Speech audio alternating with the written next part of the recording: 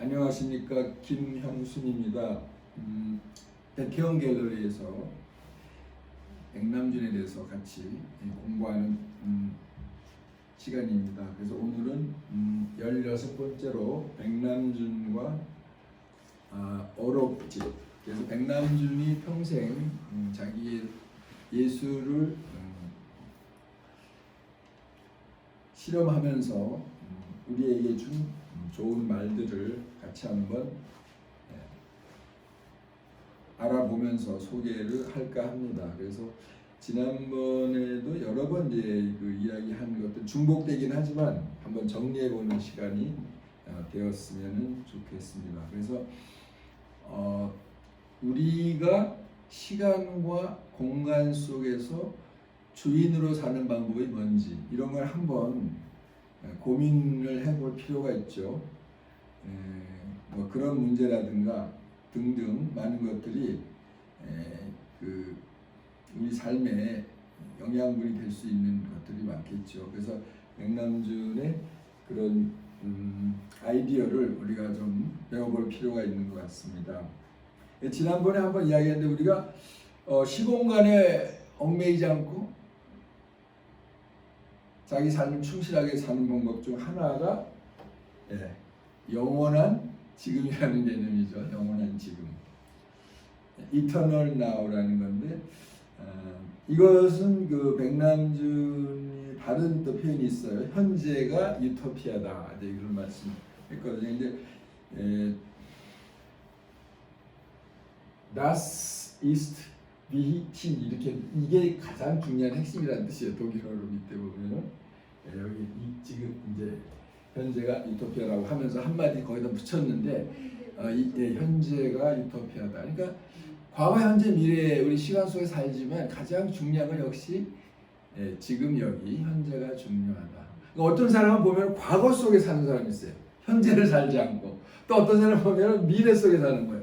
그럼 그거는 사는 게 아니죠. 현재에 가장 충실하되 과거는 좋은 교훈으로 삼고 미래는 새로운 비전을 한번 생각해보고 이렇게 살아야 되는데 현재를 무시하거나 멀리하면 성공할 수가 없죠. 사실은 지금 여기에 충실하면 어려운 삶, 치열한 삶이긴 해요. 그렇지만 우리는 그렇게 그래서 그 순간순간이 영혼의 시간이 된 동양에서 이제 말하는 그 찰나가 영겁이다 하는 그런 이제 불교 사상도 있는데 이제 그런 면을 우리가 한번 실천해 볼 수 있는 좋은 말씀인 것 같습니다.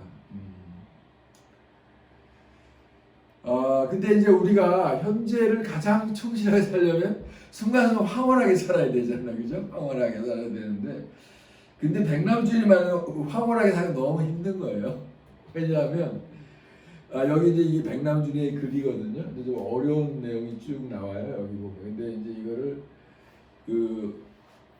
우리나라 철학자, 젊은 철학자 강신주라는 분이 이제 약간 해설을 붙였는데 진짜 내가 읽어봐도 너무 어려운 게 내가 황홀하게 살려면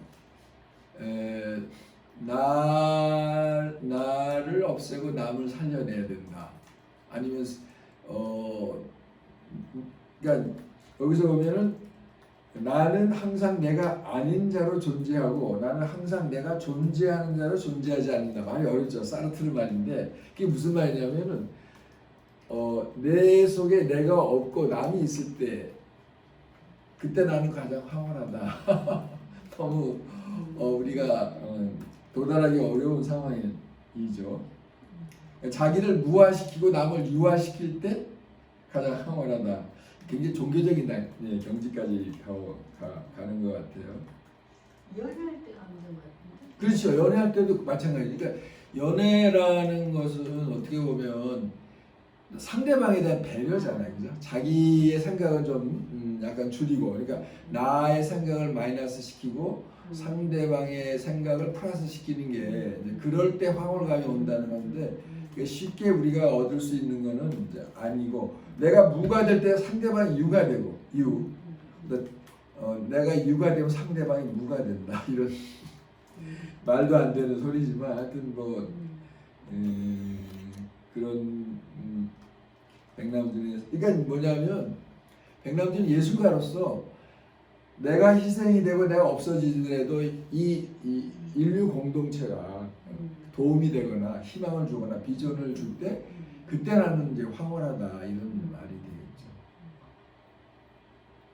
그러니까 이거는 이제 약간 사르트르의 사고도 마찬가지로 사르트르라는 사람은 에트 오트리라고 해서 타자를 위한 존재. 이게 굉장히 종교적인 개념이에요. 어떻게 보면 남이 있을 때 내가 있다. 그러니까 남이 있어야 내가 존재한다. 그런 말이거든요. 쉬운 말이면서도 어렵고 어려운 것 같으면 또 쉬운 말이고 그러나 실천하기는 어려운 그런 내용인 것 같아요. 그러니까 예술가라는 건 어떻게 보면 자기 자신보다는 이 세상을 아름답게 하려고 노력하는 사람이잖아요. 그러면 본인은 굉장히 이제 뭐라 그럴까 굉장히 힘든 작업일 수도 있죠. 그죠? 그렇게 보면. 그래서 여기 아까 굉장히 중요한 현재가 유토피아다. 이 말씀을 이거를 이해하면 백남준을 이해한다고 볼 수 있고 또 계속 현재가 유토피아라는 말을 여러 번 반복해서 쓰는 게 이제 그만큼 자기가 생각할 때 이게 중요한 시간 개념이다. 뭐 시간을 사용하는 방식이다 이렇게 봤고 그 다음에 그리고 또 우리는 그렇게 하기 위해서는 마이너스로 사는 삶의 태도 마이너스 1000까지 하잖아요. 네, 그 말도 안 되는 이제 소리를 이제 하고 있고 여기 보니까 어떻게 마이너스 1000으로 살 것인가 1000% 살 것인가 이게 문제로다. 네.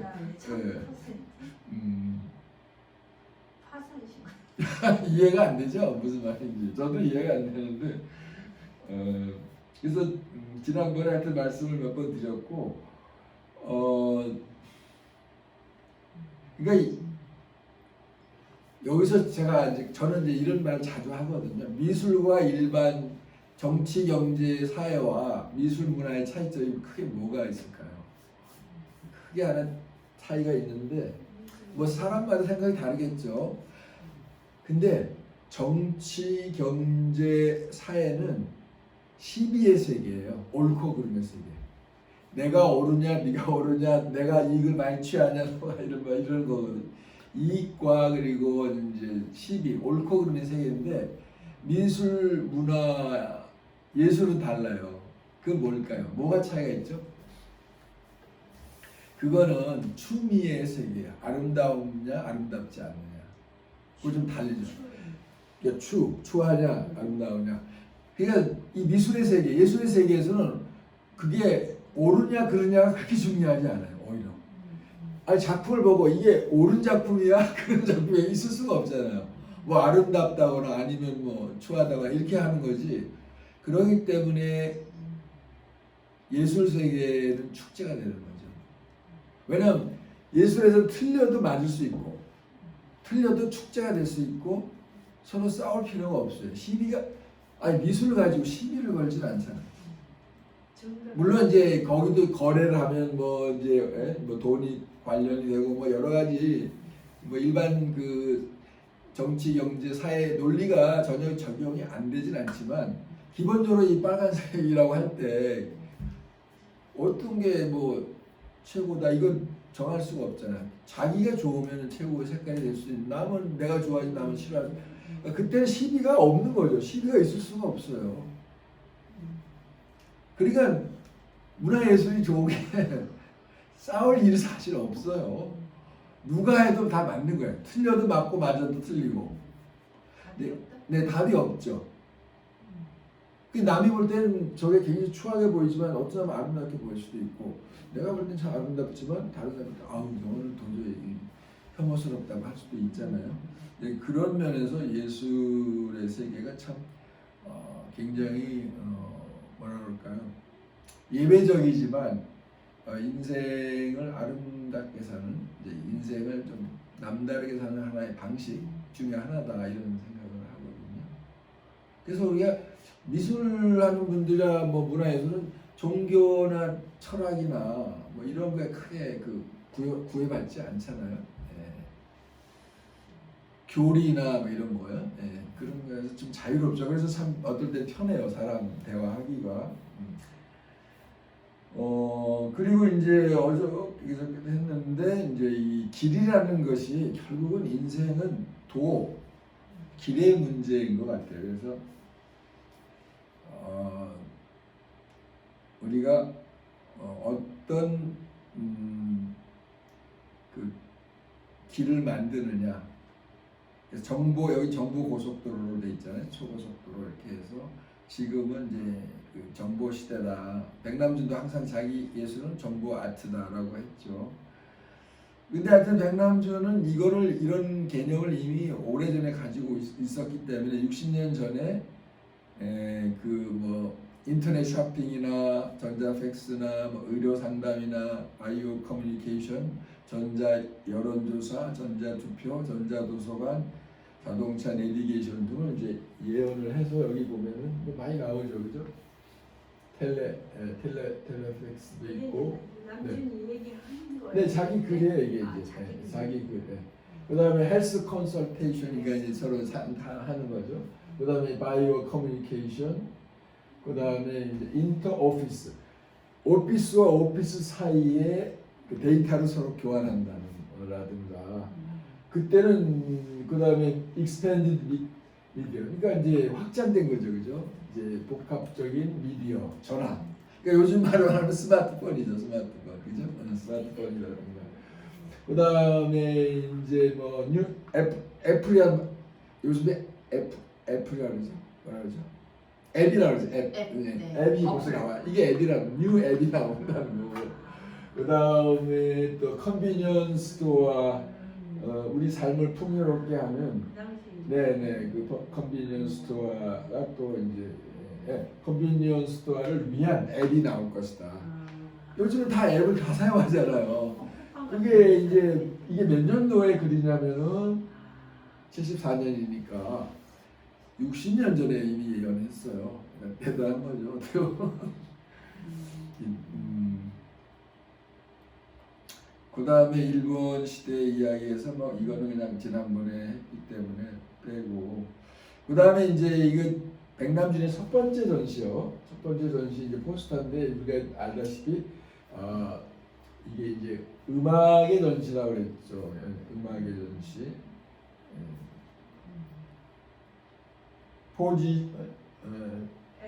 엑스포지션 오브 뮤직, 음악의 전시. 그래서 백남준의 예술은 음악의 예술이고 전자, 텔레비전 이렇게 됐는데 여기서 16가지 중요한 컨셉이 여기 나와요. 여기 16가지 여기 있어요. 첫 전시에? 네, 첫 전시에. 그러니까 이건 뭐냐면 백남준이 평생 자기가 어떤 예술을 할 때 16가지 테마가 되게 중요한 테마 중에 하나인데 여기가 시간에 대한 내용이 나오거든요. 여기 시간에 대한 내용이 나오는데 뭐냐면 내용이 없는 시간은 가능한가? 좀 질문이 어려워요. 네. 내용이 여기 요거예요. 이게 컨셉인가? 네, 컨셉이죠. 그러니까 백남준은 컨셉, 개념 미술가라고 봐야 되거든요. 그래서 내용이 없는 시간은 가능한가? 이렇게 돼 있거든요. 내용이 없는 시간 가능한가? 이런 질문을 했는데 여기서 어떤 그 무슨 서로 관련이 없는 여러 동작이 병렬적으로 진행하는 과정을 인지하는 것을 동시성이라고 한다. 뭐 이렇게 했는데 지금도 좀 어려운 이야기고요. 다만 이 백남 선생님이 그 위성 아트를 하면서 그 개념이 이거예요. 멀티 템포럴, 동시 시간이고 동시 공간. 그러니까 이제 지금 모든 게 다 멀티로 작용을 하잖아요. 시간과 공간도 멀티, 다양한 방식으로 서로 공존하는 그런 시대가 왔다. 이제 이렇게 그런 개념을 했고요.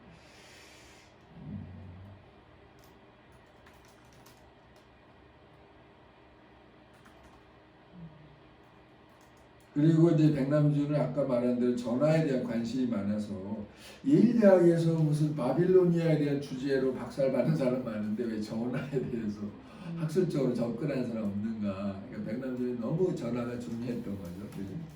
그런 이야기도 나오고 또 이제 그 베니스가 농담이지만 최고의 도시가 된 것은 자동차가 없기 때문이다. 차 없잖아요. 거기서 다 배로 다니죠, 그죠? 걸어 다니거나. 그러니까 벨리스가 공해가 없어요. 가봐서 아시겠지만. 네네. 네네. 그러니까 이제 일종의 이제 환경 문제에 대한 경고인데 그거를 약간 역설적으로 이렇게 좀 딛고 와서 하신 말씀이죠. 자, 그러면 이제 오늘 이제 거의 본문인데 백남주 기가 막힌 말을 많이 했어요. 말이 짧고 그러나 도저히 아무도 이게 생각할 수 없는. 그거 한번 읽어볼 예술가는 외줄 타는 사람, 미래의 시점에서 현재의 역사를 쓰는 것이 예술이다. 자, 이 말이 참 짧은데 정말 어마어마한 말이 들어있어요. 예술가들 외줄을 타는 사람이다. 네. 이게 이제 예술가라면 남이 아무도 가지 않은 길을 가야 되잖아요. 이 벼랑 끝에 서 있는 사람이라 잘못 떨어지면 죽잖아요. 그러니까 이제 어떻게 이제 새로운 것을 만들어내기 위해서 자기의 뭐 새로운 아이디어나 생각이나 또 사상이나 이런 거를 가지고 이제 그러니까 언제나 위태로운 사람이죠. 근데 여기 보니까 미래의 시점에서 현재 역사를 쓴다. 이것도 시간에 대한 철학인데, 그러니까 예술가는 미래를 내다보는 사람이다. 뭐 이런 말도 했는데 현재 역사를 쓰는 것을 제대로 쓰려면 미래적 시점이 필요하다. 뭐 그렇게 해석할 수도 있겠죠. 그죠? 현재 그 역사를 제대로 쓰려면 이제 미래의 시점을 읽어내야 한다. 근데 또 이게 이제 하나 더 거기서 추가시키면 미래를 읽어내기 위해서는 또한 과거를 제대로 알고 있어야 한다. 그러니까 과거, 현재, 미래가 서로 맞물려 있죠. 그래서 가장 먼 과거를 알면 가장 먼 미래를 본다. 그런 말도 있고 다 같은 말인데 표현이 다른 거죠. 그러나 가장 중요한 것은 바로 here and now, 지금 여기다 이제 그런 시간에 대한 태도를 말하는 거죠. 그 다음에 여기는 인생에는 되감기가 없다. 네. 요거 아주 누가 그렇게 재밌게 만들었더라고요. 인생은 대감기가. 이것도 어떤 뜻이에요? 아까 보니까 인생은 대감기가 없다. 네, 두 번 살 수 없다라도 하니까 아니면 뭐 현재가 유토피아다, 그죠? 지금 이 순간이 너무 소중한 시간이다, 뭐 그런 여러 가지로 되는데 하여튼 사실 이렇게 사는 건 치열하게 사는 걸 말하겠죠. 바빠지네. 시간이 없네. 그러니까 이렇게 되는 거죠. 현재를 사는데 이 시간을 가장 잘 보내는 방법은 그 현재가 항상 황홀경 속에 있어요. 황홀경 속에 있는 게 두 가지가 있거든요. 현재를 황홀경을 살려면 첫째는 자기가 하는 일에 완전히 몰입해가지고 거기에 도취돼가지고 거기 빠져 사는 사람. 또 하나는 아까 말한 대로 나의 존재를 확인하기보다는 상대방이나 우주나 세계 그 사람들에게 뭔가 도움을 주는 삶, 뭐 이런 것들. 가장 어려운 라이프 스타일이죠, 그 사람이. 그리고 이 순간순간을 축제로 살아야 된다는 말이잖아요. 그러니까 축제주의자가 되기도 하고. 뭐 그런 의미로 해석할 수 있는데 이건 뭐 해석은 뭐 다 다르겠죠, 사람마다. 이런 얘기 참 좋은 네, 아니 근데 이제 여기서 백남준의 천재성은 그 복잡한 인생에서 중요한 포인트를 한 줄을 살짝 한 줄을 요약할 수 있다는 거. 그게 천재성이죠. 뭐 어떤 사람은 인생론 해가지고 뭐 책을 몇 권씩 쓰는 사람도 있고 그렇지만 백남준은 그렇게 안 하고 철학 한 줄로 다 요약해 버리는 거죠. 우리가 녹음할 때는 뭐 대감기도 하고 뭐 이렇게 해가지고 뭐 편집도 하고 그러지만 인생은 편집이 불가능하잖아요. 이제 한번 지나가면 내가 좀 실수를 했는데 이제 그럴 때는 이제 용서를 구하거나 아니면 그걸 다음에 그렇게 안 하도록 노력하지만 그 과거에 자기 실수한 걸 다시 돌릴 수는 없잖아요, 그죠? 이제 그런 거라든지. 그리고 이제 그 다음에 여기 잘 안 보이긴 하는데 미술에서는 다른 것이 중요하지 누가 더 나으냐는 게 중요하지 않다는 거지. 그러니까 이제 요즘 차별성이죠 결국. 내가 이 세상에 존재하는 정체성은 잘하든 못하든 그걸 떠나서 나만이 할 수 있는 뭐가 한 가지는 있어야 된다. 차별되는 게 뭐 정말 뭐 외모가 아주 훌륭하다든가 아니면 능력이 많다든가 아니면 인간으로서 굉장히 남에게 뭐 잘해준다거나 뭐 친절하다거나 뭔가 하나 있어야 되는 거죠. 그러니까 다른 것을 맛보는 것이 인생이지 1등을 1등 그러니까 그게 1등이라는 거는 정치 경제적인 개념이거든요. 근데 미술 문화예술에는 1등, 2등이 중요하지 않고 아름다우냐 아름답지 않냐 내가 아름다운 삶을 사느냐 아니면 아름답지 않은 삶 그게 중요해요. 아니 아름다움에 무슨 물론 이제 여성 미스 무슨 뭐 한국 뭐 이렇게 하지만 그거 사실 좀 아이러니 그저 뭐 말이 안 되는 거예요. 사실 상업적으로 이렇게 하는 거지. 어떻게 1등 그러니까 이제 뭐라고 하냐면 백남주는 올림픽하고 다르다 미술은 그걸 뭐 이게 매달 그리고 미술에서 그 노벨상이 없는 게 얼마나 다행이냐 그런 말도 했거든요. 그런 미술상은 있잖아요. 물론 이제 그거 있죠. 근데 거기서 뭐 사실 그 베니스 비엔날에서 황금사상을 받다고 했지만 사실 그게 그렇게 중요한 건 아니고요. 그게 미술사에서 정말 좋은 작품이 오래 남느냐가 중요한 거지. 다만 미술에서 그런 상을 주는 거는 그 작가가 정말 새로운 걸 창조 얼마나 정신적 그 고생하니까 거기에 대한 용기와 또 지지와 또 찬양이 들어가는 거지. 그 순위라는 것은 미술에서는 있을 수도 없고 그리고 사실 20세기에서 가장 뭐 훌륭한 작품이라 하더라도 또 21세기가 또 바뀔 수도 있고 또 과거의 것은 별거 아닌데 지금에 와서 또 재평가를 받을 수도 있기 때문에 예술은 그 목적이 있는 게 아닌 것 같아요. 무목적이라고 할 수 있죠. 근데 무목적적이야 정말 목적에 도달할 수 있어요. 어떤 목적을 가지고 일을 하잖아요. 그럼 그거를 성취했을 때 얼마나 허전하겠어요. 무한의 세계에 도전해서 그렇게 하다가 노력하다가 뭔가 어떤 자기도 모르게 어떤 목표점에 도달하는 거지. 처음부터 어떤 목표를 가지고 하면은 그게 순수하지가 않거든요. 이제 힘든 거예요. 그러니까 미술의 세계라는 게 이거는 인간이 할 수 있는 것 중에 가장 최고의 경지라고 봐야죠.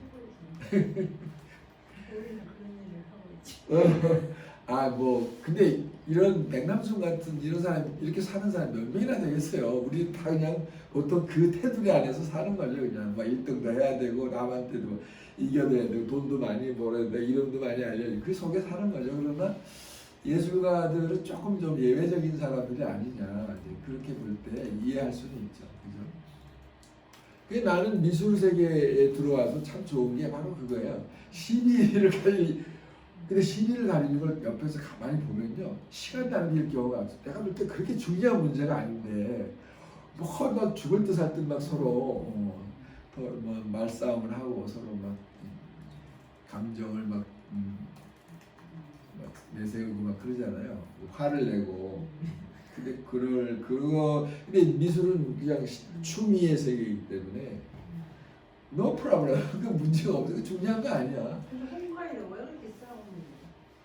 그러니까 이제 그거를 이제 그분이 근데 하여튼 아니 그 시비를 가릴 수는 있어요, 그죠? 가릴 수는 있는데 그 시비를 가리더라도 그게 아름다워야 된다는 거지. 미술에서는 상대방에게 감동을 줘서 설득을 해가지고 맞아 그런 게 있구나 이렇게 감동을 준다면 그거는 미술 세계가 되죠.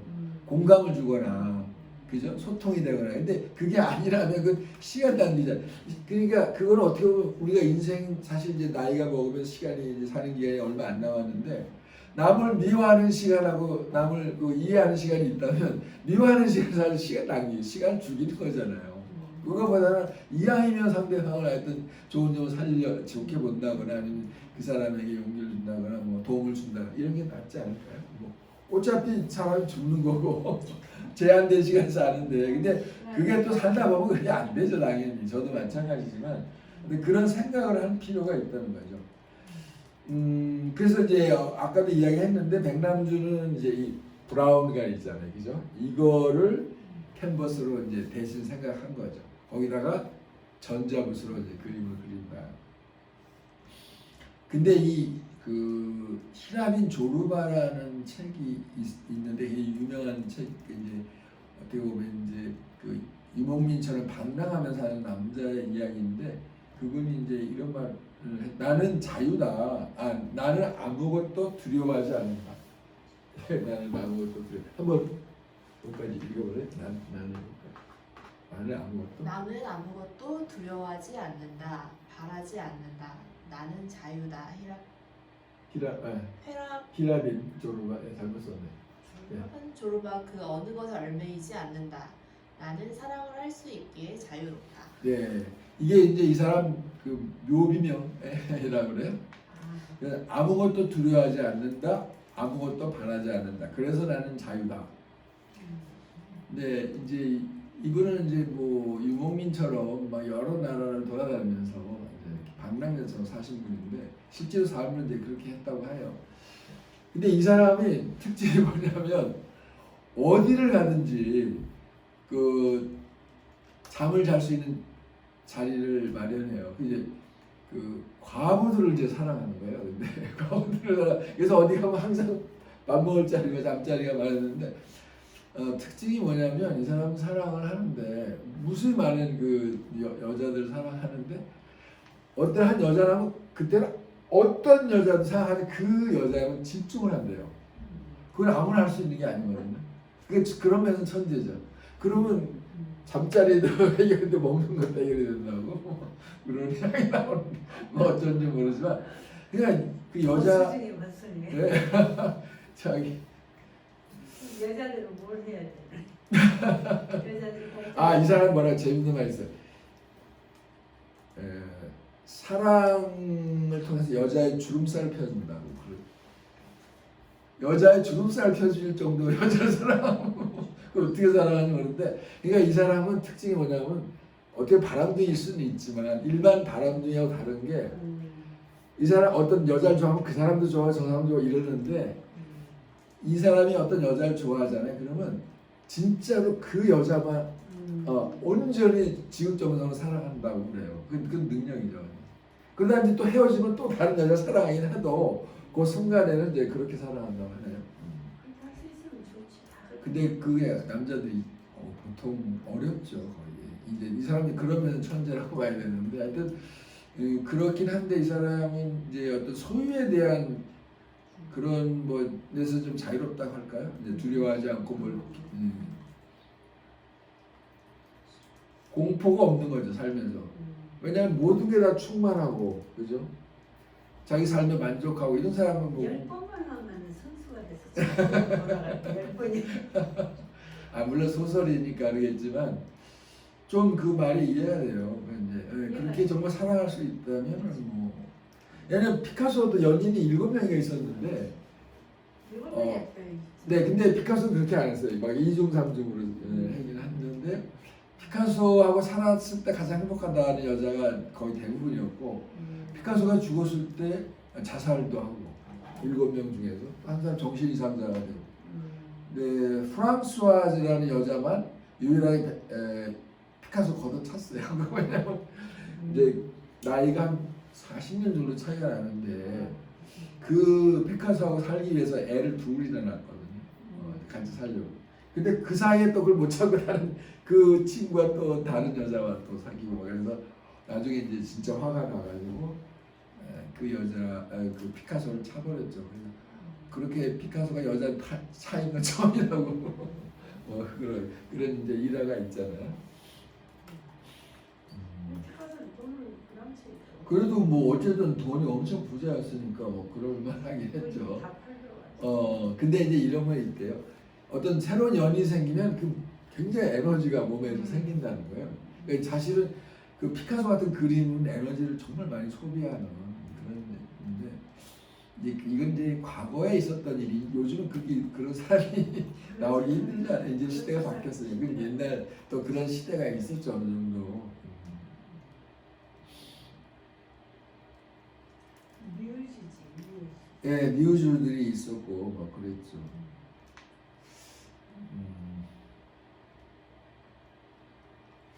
창조가 없는 불확실성은 있지만 불확실성이 없는 창조란 있을 수 없다. 이것도 무슨 소리인지 잘 모르겠는데 그러니까 이게 진정한 예술은 불확실성 속에서 나온다는 거죠. 그러지 않을까요? 불가능 속에서 어떤 가능성을 찾아내는 게 예술이지 그게 가능하기 때문에 예술하는 건 아니라고 보면은 좀 틀리지 않을까. 그러니까 우리가 그 어떤 새로운 예술을 도전할 때 그게 불확실하기 때문에 오히려 도전하는 거죠. 확률이 너무 낮겠다. 네?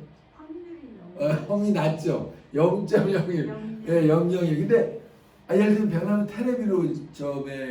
텔레비전으로 예술을 할 때 그 확률이라는 게 거의 없잖아요. 거의 99.9%가 실패할 수밖에 없는.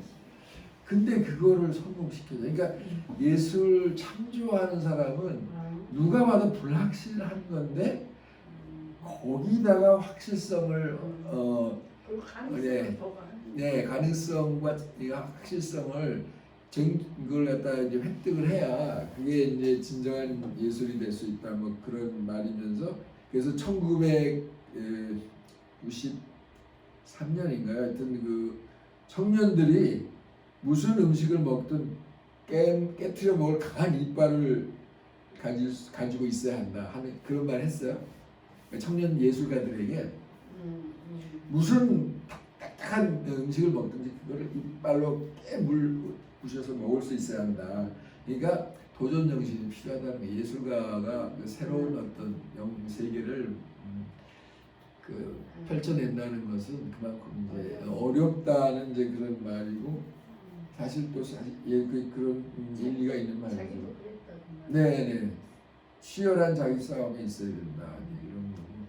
여기는 좀 백남준이 이런 걸 굉장히 이제 좀 어려운 내용을 여기 이런 백남준의 글을 보면 이분이 얼마나 역사를 공부를 많이 했는지 이렇게 알 수 있어요. 네, 근데 보니까 백남준과 마스오카 세이고 시간을 미디어한다. 뭐 이런 제목의 글이 있는 것 같아요. 여기 보면 중국의 그 이야기도 나오고 뭐 이러는데 이 문장을 제가 아직 정확하게 이해를 못했어요.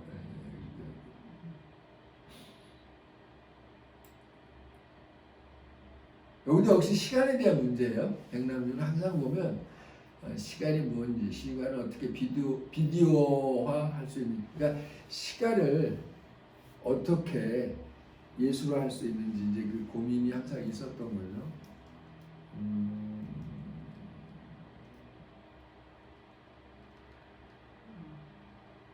여기 보니까 존 케이지가 천재인 이유는 그는 이 부분에 주목했기 때문이다. 이 부분이 랜덤 액세스를 말하는 거거든요. 랜덤 액세스는 시간과 공간에서 어떤 순서나 정해진 시스템이 없다는 걸 그걸 깨야 되는 걸 말하는 거죠. 그래서 59년에 랜덤 액세스를 사용했다. 그런데 비디오의 경우는 순서가 액세스잖아. 이렇게 되는데요.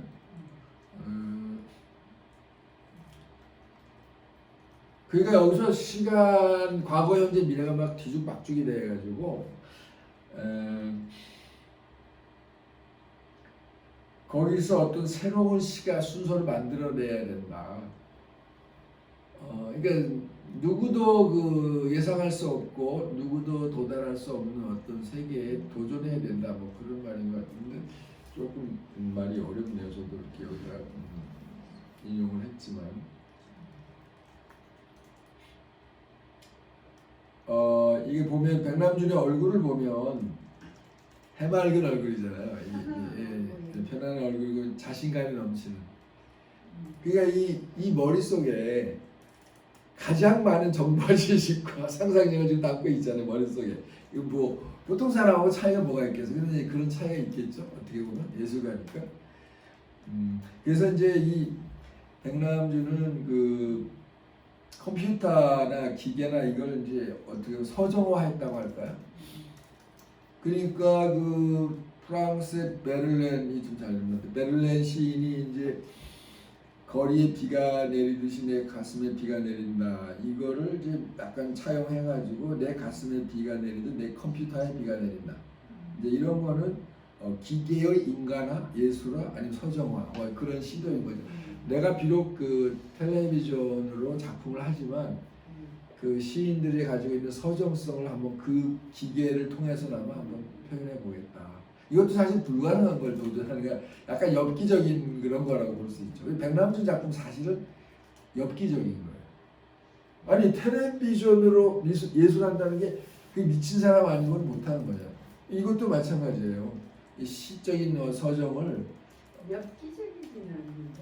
그 엽기적이라는 말이 이제 좀 듣기 잠깐 거슬릴 수도 있는데요. 예외적인 아름다워. 그러면 좋죠. 근데 사람들이 엽기적이라고 안 좋아할 수 있는데 사실 예술의 기본은 낯설게 하기고, 그저 낯설게 하기. 그러니까 똑같은 이걸 보고 뭐 그저 그렇지 않은데 예술가는 낯설게 보여, 다르게 보잖아요. 뭐 남이 보지 못하는 걸 보게 되면 그게 현대 미술의 특징이에요. 낯설게 하기가. 그러니까 이것도 이 프랑스의 어떤 상징적인 시인의 시를 낯설게 보면서 이거를 나는 어떤 내 컴퓨터에 비가 내리게 하겠다는 것은 내가 텔레비전으로 TV로 작업을 하지만 거기를 어떤 상징적 시로 바꾸고 싶다 뭐 그런 거겠죠. 아름다워. 그러니까 완장님은 얼마나 좋아요. 아름답게 볼 수 있는. 나는 파우스트는 백남준의 이 작품 91년의 작품이라서. 웰스에게. 그건 대단하죠. 정말 좋아요 작품. 그 지성이 다 드러나요. 거기에 글자가 있는데 그거를 분석해 보면요 대단한 내용들이 많아요. 최고 작품. 그 스위스 쭈리히에서 그때 한번 전시하셨죠. 91년도 뭐 하여튼 그때. 거기에 보면은 백남준의 문명사를 쫙 요약을 했어요. 기계는 기계, 역사면 역사, 뭐 철학이면 철학 이런 거를 로봇이라는 예술을 통해서 그 파우스트가 갤러리 현대에 있지 않을까요? 그때 전시할 때는 많이 소개되는데 누가 소유하고 있는 사람이 있는 걸로 저도 알았는데 리움도 있는 것 같은데 리움 무이원 미원이요. 그 작품이 여러 개가 있죠. 열 몇 개인가? 13개예요.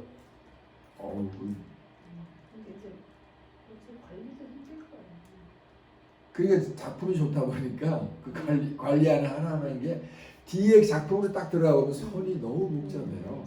근데 사실은 그렇게 복잡한 건 아닐 수 있죠. 우리 같은 사람이 볼 때는 요즘도 굉장히 쉽게 이제 액세스할 수 있게 되어 있겠죠. 근데 하여튼 당시는 그게 이제 어려운. 근데 그 당시에 그런 걸 했다는 거는 대단한 거고.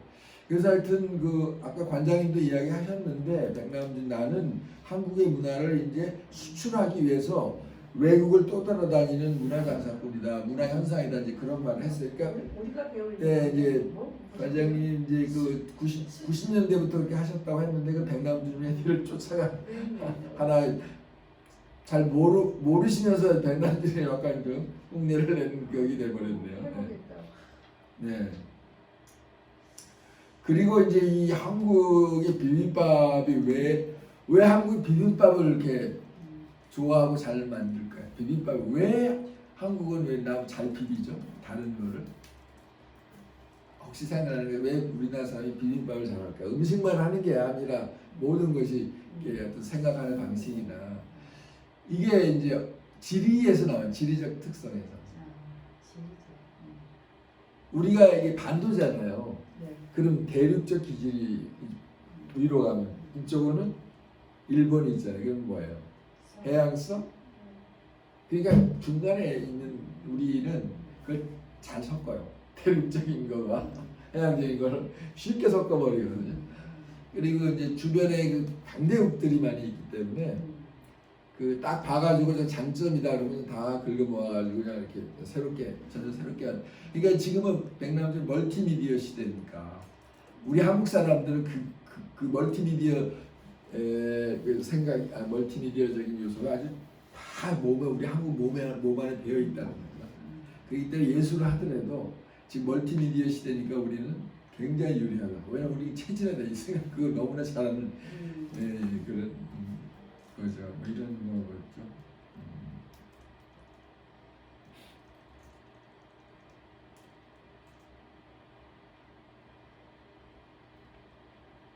그리고 나의 실험적 텔레비전은 뭐 완전 범죄다 이렇게 말을 했는데 사실 예술이라는 거는 정말 고등사기이고 범죄고 아름다운 범죄고 왜냐하면 이 세상이라는 게 그렇게 뭐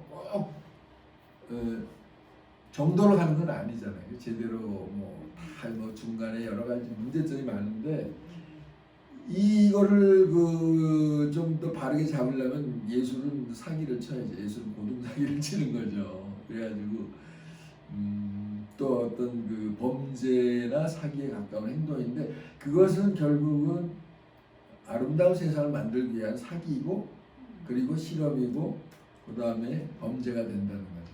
그러니까 그 의도 방법은 좀 그렇지만 결국 그 목적은 인류가 하나의 공동체로서 서로 평화롭게 사는 걸 이제 말하는 거겠죠.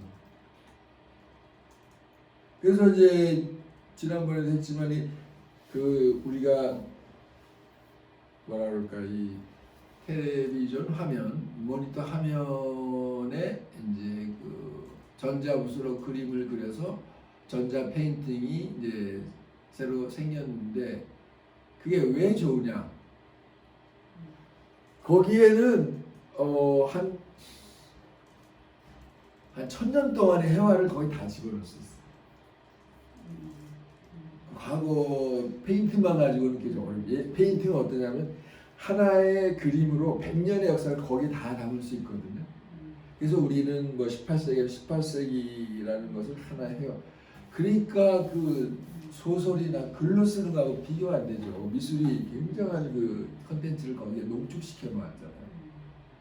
그런데 백남준은 100년이 아니라 1000년, 만년을 그 뉴미디어한테 다 담을 수가 있잖아요. 거기다 좋은 점 다 뽑아 쓸 수 있는. 그러니까 한번 읽어주실래요? 문장이 좀 안 좋게 레오나르도처럼 정확하게, 피카소처럼 자유분방하게, 르노아르처럼 화려하게, 몬드리안처럼 심오하게, 플록처럼 간결하게, 제스퍼 조스처럼 서정적으로. 네, 거기까지. 그러니까 이런 것을 다 담아낼 수 있잖아요. 근데 지금 얼마나 다양한 매체가 지금 같이 공존하는 사회예요. 그러니까 그릇이 비디오 아트가 나올 수밖에 없는 게 옛날에는 그 해화라는 그릇에 그 시대를 다 담을 수가 있었어요. 19세기까지. 그죠? 20세기 초도 그랬지만. 근데 20세기, 21세기에는 그걸 담을 수가 없기 때문에. 그래서 이제 뉴미디어 아트나 비디오 아트가 나올 수밖에 없었던 거죠. 이제.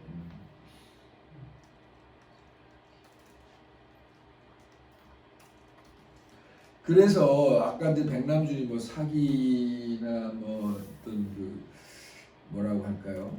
이제 네. 근데 이제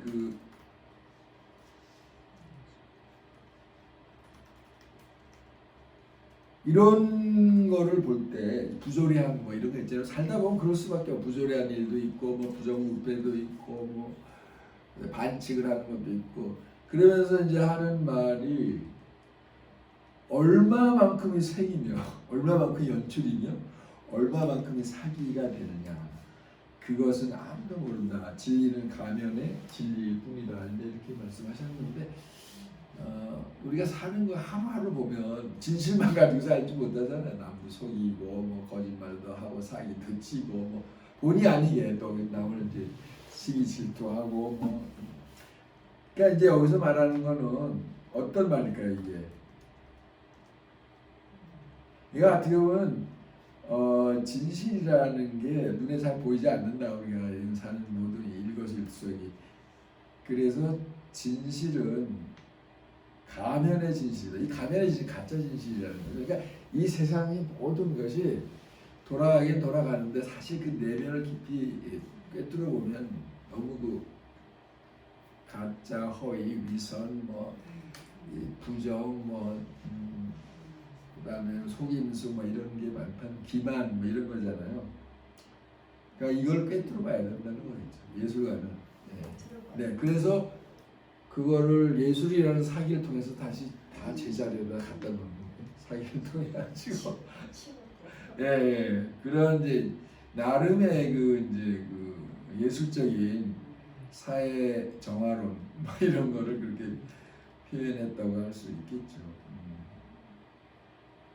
그래서 이제 요거는 백남준한 이야기인데 예술가의 좋은 점이 이거래요. 한번 또 읽어봐요. 나는 매일 10시쯤 일어난다. 아침을 먹고 난 후 뉴욕타임즈, 인터내셔널 헤럴드 트리뷴, 월스트리트 저널을 본다. 그러면 반나절이 간다. 신문 중독자인 셈이다. 신문을 샅샅이 읽고 나면 오후 3, 4시. 낮잠을 30분 자고 목욕을 또 40분 하고 나면 저녁 때가 된다. 저녁밥은 보통 집에서 먹는다. 지병인 당뇨병 때문에 스테이크, 생선 등을 즐겨 먹는다. 밤이 돼야 작업을 시작한다. 8시, 새벽 2시까지 독일, 한국 등의 국제전화를 거는 일도 많다. 돈도 벌어야 하니까. 백남준 1993년. 생활이 좀 보이죠. 어쨌든 간에.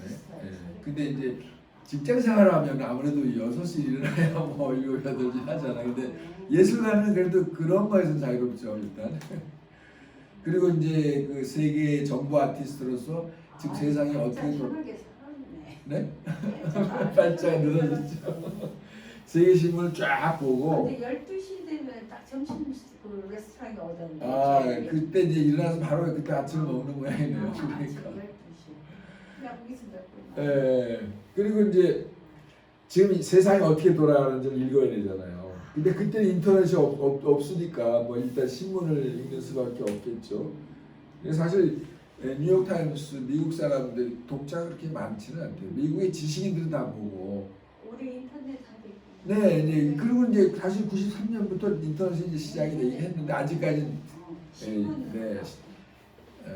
대중화되지는 않았고 상용화되지는 않았으니까 어쨌든 그때는 그럴 수밖에 없죠.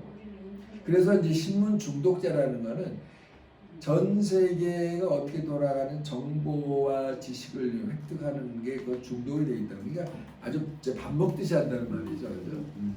지금 세상이 어떻게 돌아가고 지금 증권의 시세가 어떻고 어느 나라가 지금 가장 문제가 많고 어느 나라가 지금 독재 정치로 고통 나오고 요즘은 코로나 이야기하면 코로나 몇 명이 죽고 이런 거. 그리고 낮잠을 30분 주무시고 목욕 40분 하고 나서 저녁을 이건 아침부터 저녁까지 아무 일 하는 게 아니라 준비 운동하는 게 아니라 장작 공부하기 위해서 하다가 밤이 되면 8시부터 새벽 2시까지. 근데 이제 좋은 점이 뭐냐면 그 시간에 있으면 한국에 전화하기 좋다. 근데 거기 밤이면 한국 낮이니까 그런. 그리고 돈도 좀 벌어야 되지 않잖아도 먹고는 살아야 되니까 이제 그렇게 아주 심플하게 기록을 하셨네요. 사실적으로. 근데 이제 이 백남준이 보는 한국 경제 기적은 기업이 기여했다기보다는 백남준이 볼 때는 이제 시장 사람들이 이제 보이지 않는 수고가 많았다. 그래서 한국이 경제적으로 발전하는 데 이제 큰 기여를 했다.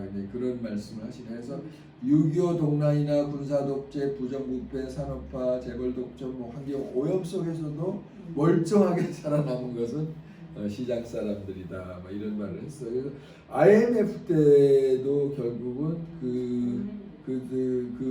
버티게 해준 것은 이제 그쪽 시장 사람들이다. 이런 이제 이야기를 하셨고요. IMF도 백남준도 IMF도 네, 그때 이제 IMF 때 백남준도 덕담을 한마디 하긴 했어요. 근데 지금 내가 생각이 안 나는데 예술이라는 것이 이렇게 예술의 세계는 경제는 뭐 그렇게 위기가 와도 3, 4년이면 회복이 된다. 그러나 문화라고 하는 것은 거의 천년지대니까 그럼에도 우린 문화의 힘을 키워야 된다고 그런 말을 좀 한 것 같아요. 그러니까 너무 조급해하지 마라. 이제 조금만 우리가 좀 참아내면 사실은 우리가 경제는 10년마다 원래 불황이 오거든요. 이렇게 이제 리듬을 타는데 뭐 이제 그것 때문에 IMF 때 정말 사람들 많이 자살하고 죽고 그래서 서민들 중에서는 이제 그렇지만 그건 우리나라만 당하는 게 아니라 전 세계가 또 그렇게 당하기도 하고 경제 위기로 해서 당장 죽을 것 같지만 또 우리만 당하고 IMF는 우리만 당하고. 예, 우리만 당했는데요. 1990년대 미국도 마찬가지로 신자유주의가 오면서 중산층이 많이 무너졌어요. 그래가지고 미국도 고등학교 졸업만 하도 직장생활 평생 직장을 했는데 제조업이 이제 어떻게 되냐면 일본에서 자동차가 들어오고 뭐 이러면서 무너졌거든요. 그러면서 이제 백인들 중에서 남성들 또 약간 저학력층이 일자리를 많이 잃었어요. 그래서 그 사람들이 지금 트럼프를 지지하는 거죠. 왜냐하면 트럼프는 그 사람들을 위한 정치를 하고 그래서 불법 이민자를 못 들어오게 하고 또 하나는 이제 그 우리 미국이 너무 국방비를 많이 쓰니까 그걸 좀 줄이자, 경제를 살리자 뭐 그런 이야기를 했던 거예요. 그래서 이제 뭐 예술이 반은 사기고 고등 사기고 뭐 사람들을 얼떨떨하게 하는 거 이제 여러 번 이제 많이 반복을 했죠. 그래서 오늘은 그냥 여기까지만 이제 하는데 그 뭐 조금 더 고동사기. 네 고동사기 안 보이게 해야 되는. 그 제가 여기 보면은 제가 다른 데서 이제 어록집을 이렇게 약간 모아놓은 건 있어요. 여기서 보면 뭐 이렇게 돼 있는데 뭐 오늘 너무 시간이 많이 또 지났고 그래서 이 정도로 이제 끝나서 혹시 몇 개 있나 한번 쭉 보고 있는데요. 뭐 오늘은 이 정도로 그냥 끝내도록 하겠습니다. 네. 너무 애 많이 쓰였습니다. 네 감사합니다.